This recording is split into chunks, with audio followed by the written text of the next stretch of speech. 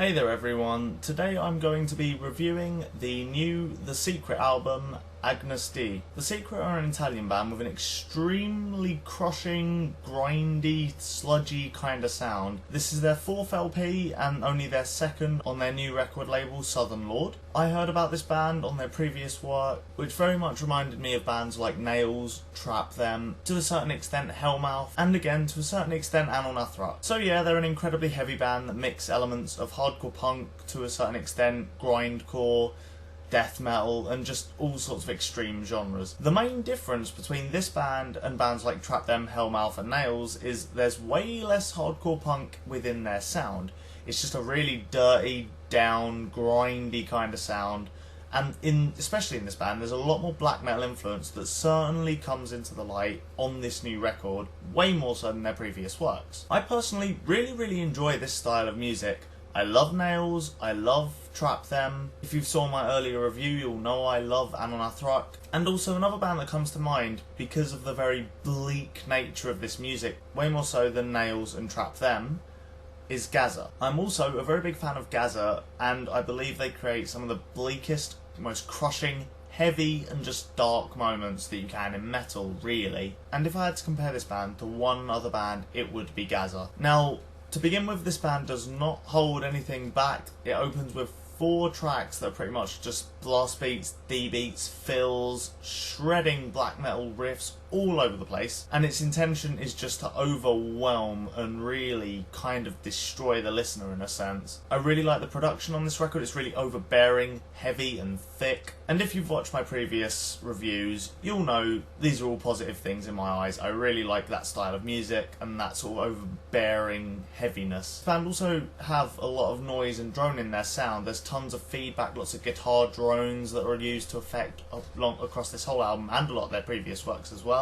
Like I said, if there's anything that really separates this work to their previous stuff, it's definitely the much heavier black metal influence on this record. There's tons of very mournful chords, tremolo picked guitars of that nature. However, I think this is kind of a plus and a minus on this record, because on the faster tracks it works really well. It certainly separates them from a lot of the other bands in this sort of style. But at the same time, on the slower tracks, they don't really take advantage of the fact it's slower, and they stick with more or less the same style and feel, but like I said, it's just slower. The first track to really demonstrate this is Post Mortem Nihilist. It's a shade darker and kind of trudges along being very dark and brooding, like I've said. I must admit, I really like the way this track sounds. It's got a very driving groove on the drums mixed with the guitar riff, and it really kind of gives a very head-nodding quality. It works well on this track, but on later tracks, such as Vermin of Dust and Heretic Temple, it really doesn't work all that well for me, especially on Heretic Temple, where it almost tries to be kind of atmospheric in a sense, I personally think, but I just kind of think it doesn't really work thanks to the production style. And also, I just think it's not really interesting enough. There's not enough layers in the mix or anything like that. And sure, I like other stuff that creates atmospheres without too many layers, such as Sun to a certain extent, and Earth, but I feel like their production certainly makes it feel a lot more thick and a lot more claustrophobic in a sense. Having said that, the faster moments on this album are certainly ones to behold. They're very intense and just incredibly noisy and grindy. Especially the track Daily Lies. It just flies by in a mix of blast beats, feedback, thick sludginess, and of course D-beats. In fact, the drums on this track in particular go really kind of berserk. There's chops all over the fill on this one, and the blast beats are super tight and really fast. It is actually rather impressive from a drumming standpoint, despite it only being 56 seconds long. Now basically, like I said, you get those 2 kind of songs across this whole album, and it's stretched out to around 40 minutes. Now, in perfect honesty, I don't feel like this album can really justify its length, because I do feel like the songwriting on this album kind of lets it down a little bit. There's no real memorability no matter how many times I listen to this album. I can understand not wanting to include melody to a certain extent on your record, and that's perfectly fine. Like I said, Gaza do it in a way that I really enjoy. There's not a great deal of melody in Gaza's music, but it still kind of comes off as memorable purely because it is just so bleak and crushing. And this album kind of does that too, but I do feel like it's kind of repetitive and I catch deja vu on a lot of these tracks. Also, I feel like, especially on the slower tracks, it just flows from section to section without any kind of songwriting really placed in. I understand, again, that you don't really want to have structure in your song, that's perfectly fine again.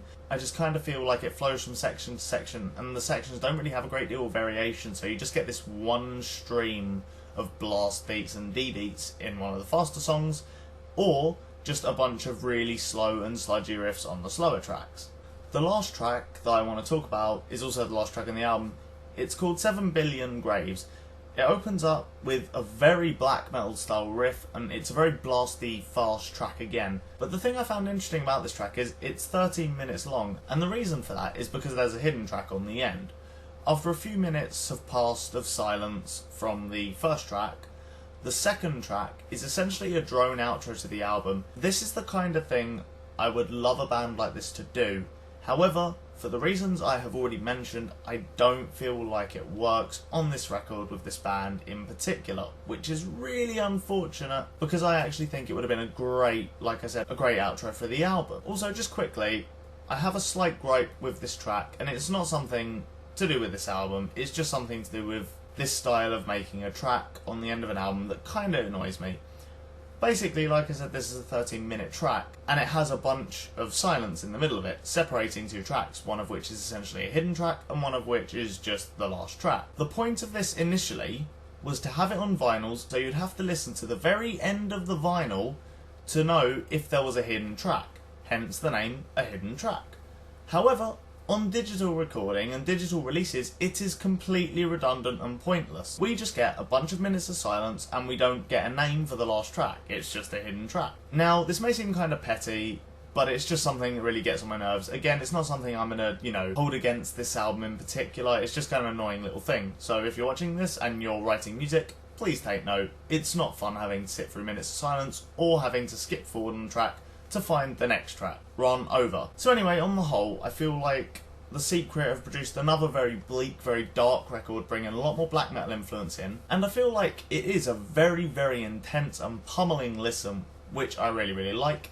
However, I don't think it does that much to really separate itself, other than the black metal influences, from the rest of the crowd within this genre, and agreed, it is slightly bleaker than Trap Them and Nails, the two I'll keep going back to, but it's really not so bleak that it can kind of be amazing just on those merits. Like I said, Gaza do that kind of thing a fair bit better than this record. Again, having said that, I feel like it's a very intense listen. I do feel like it's a really, really good album, and I must admit I do feel like this is my favourite The Secret record so far. On a side note, I'm actually seeing these guys supporting Converge, so tag around and you'll hear about that most certainly. But for this record, I'm going to give it a 6.5 out of 10. Make sure you let me know what you thought of this record in the comments below, and if you enjoyed the video, like, comment and subscribe, and I'll catch you guys and gals later.